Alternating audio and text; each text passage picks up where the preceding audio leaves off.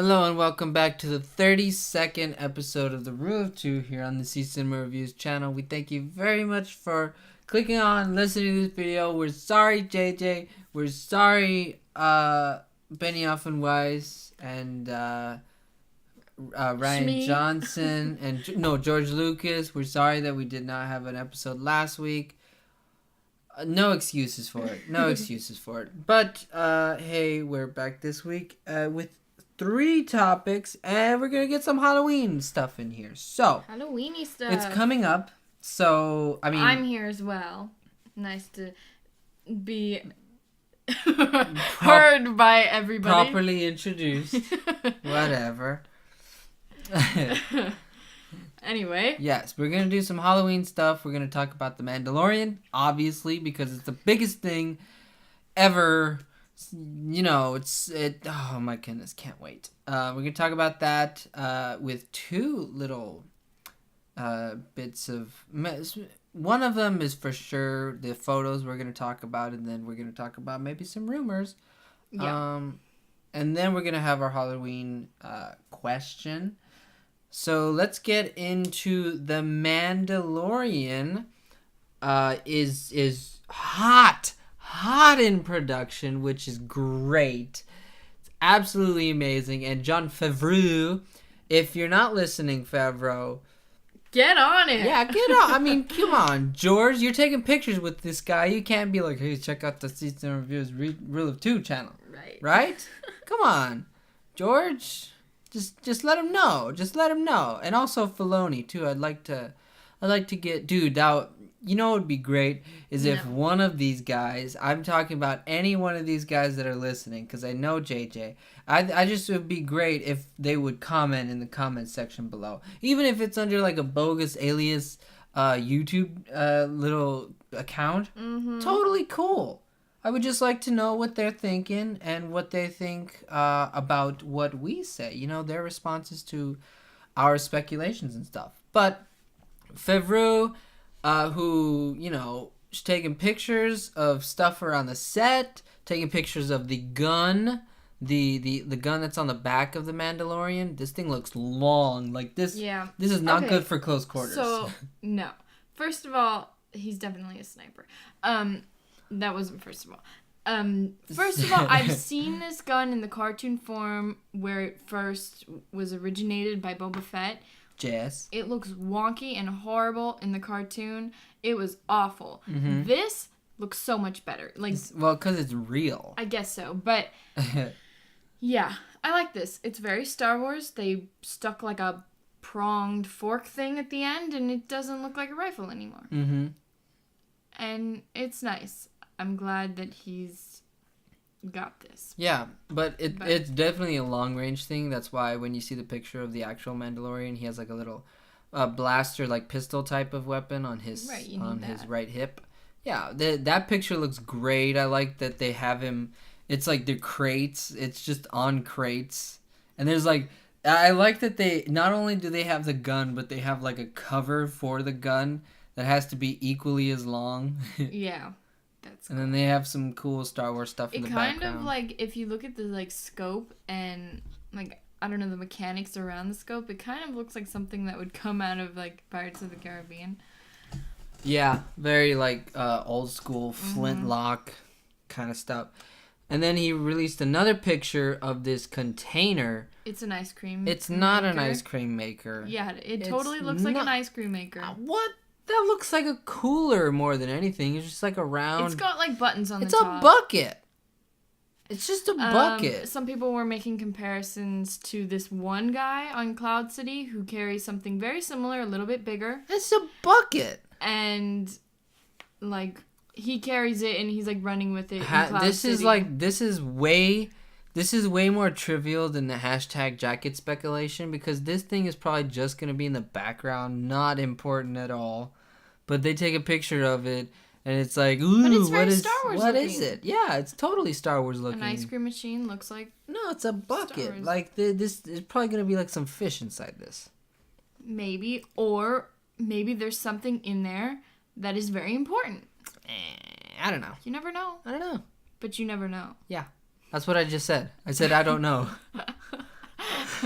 Anyway, Clearly she was listening to me. George.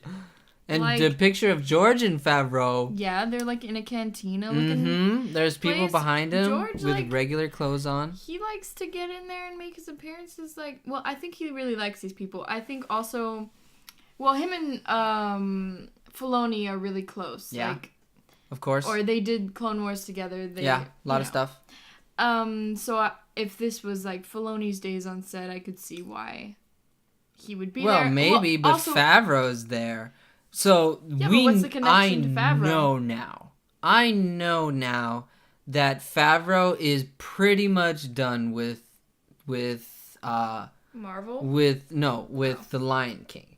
Oh. I think that he's done. I think that it's in the can. They just gotta I think his part is done. I think the only thing that they might have to do is polish up the CG, and that's it. I think he is done on it. That's why he's here on this set, because this set, I don't know if it's in America or if it's somewhere else, but he is on this set. Is he like a showrunner? Yes. Okay. He's the Benioff and Weiss of this. He'll direct an episode or two, but they'll be over everything. Yeah. Yeah, so he's definitely done with The Lion King, and he's on this set. They're doing stuff. I think George is there because it's dude, let's have George Lucas visit the set. Not only that, but let me finish. Okay, sorry, go ahead. I also think that George Lucas loves the world that he created and loves seeing brand new places in that world that he created. So he's visiting the set, seeing what they built, seeing what kind of creativity they've come up with, bringing this new kind of cantina to life. Yeah. Okay, so here's my thing. I don't think George Lucas goes anywhere he doesn't want to.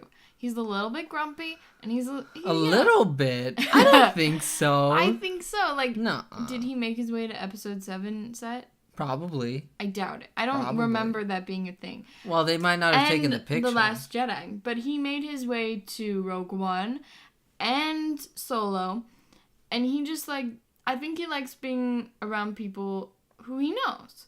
And I'm pretty sure he went to...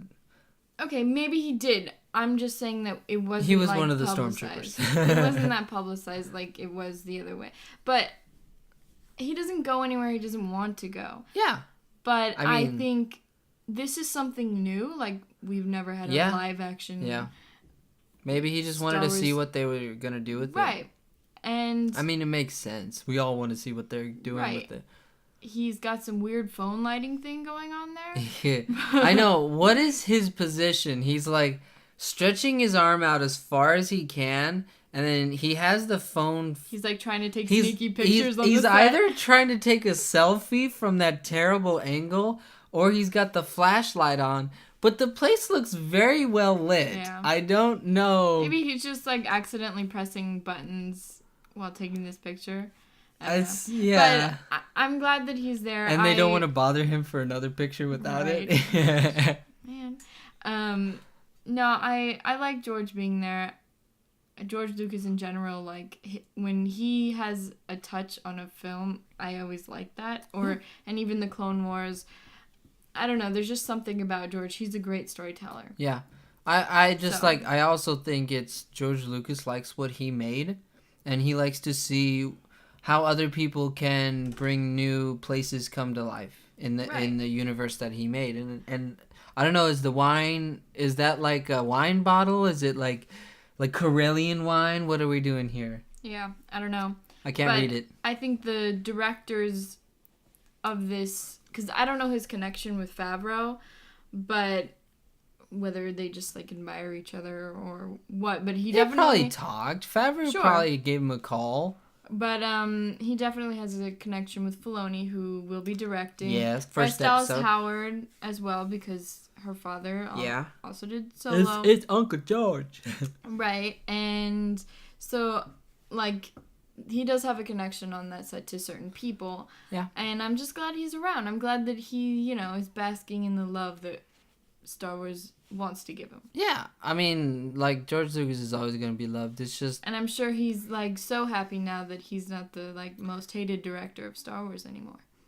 No offense, Ryan Johnson, but it's kind of the truth. I mean, I love you because I like The Last Jedi. Is he listening? I think our four guys are JJ, Benioff, and Weiss, and then George. So if he's not listening, and Shmi. No, she's dead.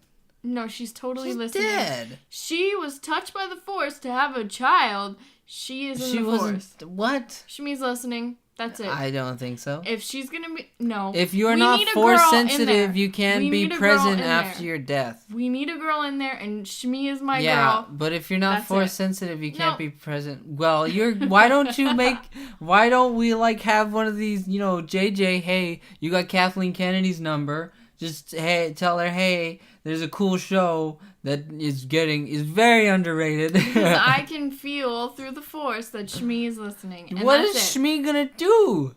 She died like 40 years ago. 40 years ago. She's very much alive in my heart. Almost 50. Anyway. Probably more closer to 50. And you never know, Ryan This is a tangent. Ryan Johnson can definitely pop in whenever he wanted to. Okay, He's got YouTube as well. So, okay. I mean, everybody does. Obviously, Shmi is not. Shmi is here. Shmi is not here. Shmi is here. No way. Why can't you find why can't you find a... Shmi is real to me. A real person. Someone who's still alive. Right. Anyway, let's move on to... Well, there was also a photo with Favreau and... What? Filoni? Oh, but that is... Okay. Which I thought... They were like in San Francisco outside the place, Sure. But I don't know where they're shooting this. Anyway. Nobody knows. If we did, we'd all be going there, taking set photos. Sure. Being those weird people. Well, we'll get them. Yes, let's move on to some more Mandalorian rumors. This is rumors, not news. This comes from StarWarsNewsNet.com. The previous one was from StarWars.com, so thank you to both of them for keeping us up to date on all things Star Wars. This is just a rumor that Bryce Dallas Howard and Taika Waititi... She's a three-name person, and... she's a three-name person. Okay, yeah. Sorry, I just wanted to say that. Yeah. Because you can't just say Bryce. BDH... or Howard, because her dad is also Howard. So you gotta say Bryce Dallas Howard. Should we go first name or last name? No, all three. She gets all three. BD. And Taika Waititi... I'm gonna call her BD. Taika Waititi is also a two-name person. Well, not also. Taika. No, you have to say Waititi. I'm going to do what I want until they get on this show and tell me what to call them in the comment section down below. I'm going to call them BD and Taika, okay? So BD and Taika, there's rumors that they would play characters in the episodes that they would direct.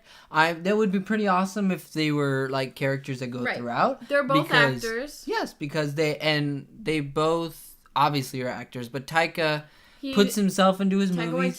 Can be very funny, by the way. Can be very funny, but also, do you think that his kind of humor fits within the Star Wars universe? Because that is one thing that we saw with The Last Jedi, where the humor that was inserted into that movie did not quite fit with the humor that was the rest of the Star Wars universe. That was in that. Well, I think it did. Really? Yeah, I just didn't like the certain There was not adjectives, like curse words that they use that I was like, yeah, I don't but know the whole beginning, the more I think about the whole beginning where it's like he talked about and if you listen to the commentary that Ryan Johnson did, the beginning with I'll wait for him, that beginning with Hux and Poe, he talked about that. We start off with the Monty Python sketch, and then it's like, well, Star Wars is not Monty Python, and Monty Python has never been in Star Wars, and their humor, while yes, it works for what they do, I don't believe that it is consistent with the rest of the movies, and that's the thing. Well, in my opinion, the humor is fine. I had a problem... Well, okay, but that's your opinion. No, but it's like, it's not consistent. That's the problem. The humor itself can be fine, but it's not just being funny. It's being funny in the same way that the other movies are funny. Well, I didn't mind it, is what I'm saying. But it's not consistent. That's what I'm saying. That's why I think it's not good in The Last Jedi, or at least it's not as good as some of the older stuff, because the older stuff is very consistent. You can... Yeah, same thing with the language, which was my only, like, my biggest problem was that, like, sometimes they use words that I was like, I don't know if they'd use that in Star Wars. But as far as the humor goes, I was fine with that. Mm-hmm. And in my opinion, I don't think Taika's humor would go well. At least from what I've seen in Thor Ragnarok, I don't think that kind of humor would be consistent with the rest of the Star Wars universe, or at least the movies. I'd be fine with his humor if it was in there. So, but I don't think, I mean, they're not just going to bring him in for a comedy hour. Right, of course not.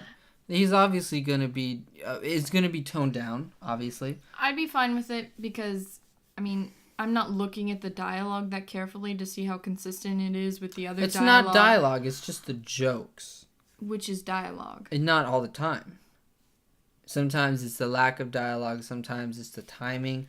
It's just... Monty Python is its own thing. Monty Python is very separate from most other humor. Okay, I don't know why we're talking about that. But I just said, like, Taika's humor is very separate. It's very not like the rest of Star Wars. Well, I just think if you make me laugh, then you make me laugh. I'm not going to fault you for that.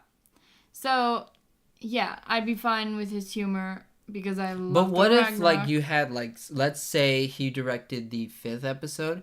If the first 4 episodes were what I guess I would call standard old original trilogy type of humor, and then you insert his episode, which it would have, if not all it wouldn't be a comedy hour, but if the jokes that were in there were his type of humor, and then you went back to the original trilogy type of humor for the rest of it, wouldn't that stand out though as being like, yeah, it might have been funny, but at the same time it's like, wait, why aren't they joking like that after that or before that?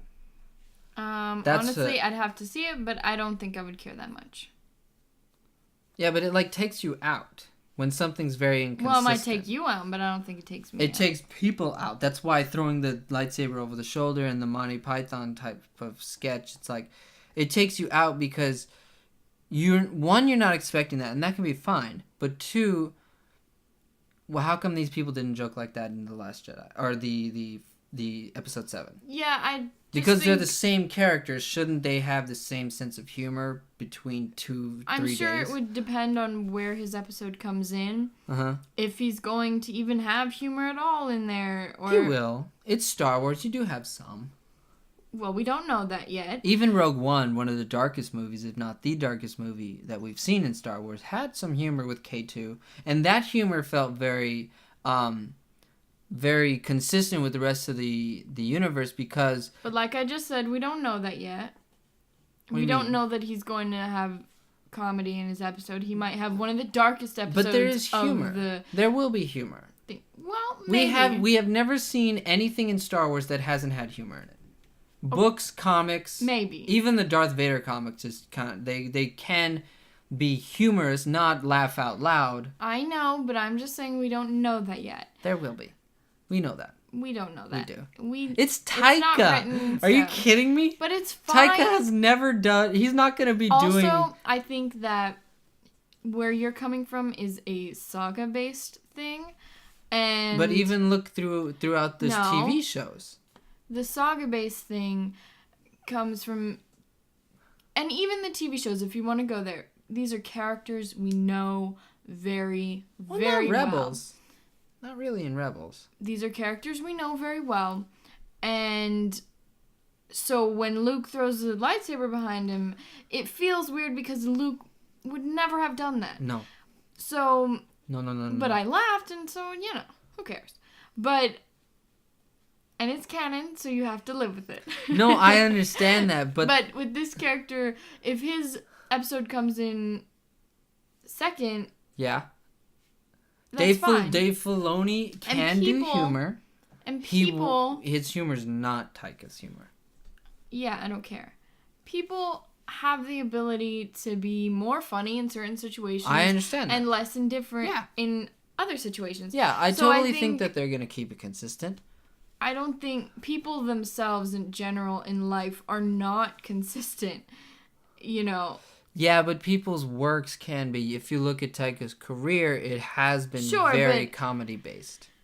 They're not going to write, like, things that are outrageous for just his episode. Yeah. They're going to keep the verbiage the same. Yeah, that's what and the words the same, but there might be a few more laughs. And I'm fine with that. I don't get taken out by that. If you make me laugh, I think it'd be cool if he was like, if he was only in his episode and he was kind of like the Korg. He's not a main character, not exactly like just a stormtrooper, but like he's a character that you see a few times during the episode and they have a couple funny jokes. You know, that would be great to me. If he was a character that goes all throughout the series, that's totally fine. Same thing with Bryce Dallas Howard. I think she would work as another bounty hunter maybe. Either of them would work as anything in Star Wars. I mean, they're actors. That's what they get paid to do. Yeah. But I think, for Taika Waititi, just because he works so well in that sort of like CGI thing, that's why people are naturally going to be like, oh, he could play something CGI. But he could definitely go either way. He could be a real person. He's great. I would love him in the thing. Bryce Dallas Howard, she's a great actress. I've liked her in what I've seen her in. And I'd like to see her in it. But if they're just there for directing, I'd also be fine with that. Yeah. So. All right, that's our thoughts. Hey, you guys out there, George, tell me what you would like for them to do. You probably already know. Most of you already know. That would be... Do you think they would tell him? Do you think Favreau's like calling up Benioff and Weiss and being like, hey, this is what's going on in my thing? Or you think Kathleen Kennedy's telling them? What? All of those people who are about directing... George? No, all of those people who are directing and George Lucas, do you think Kathleen Kennedy's like, because this is such a big deal, the live action show